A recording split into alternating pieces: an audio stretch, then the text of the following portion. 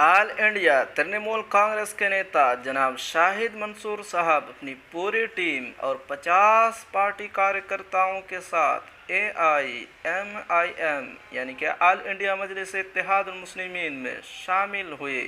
अपने दर्जनों समर्थकों के साथ AIMIM में शामिल हुए तृणमूल कांग्रेस नेता शाहिद मंसूर।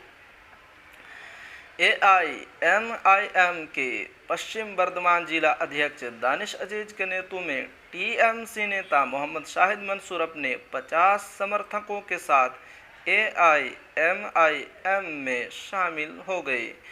बाबू तालाब रेल पार में एक फुटबॉल वितरण कार्यक्रम के दौरान शाहिद मंसूर व उनके समर्थकों को दानिश अजीज ने AIMIM में शामिल किया।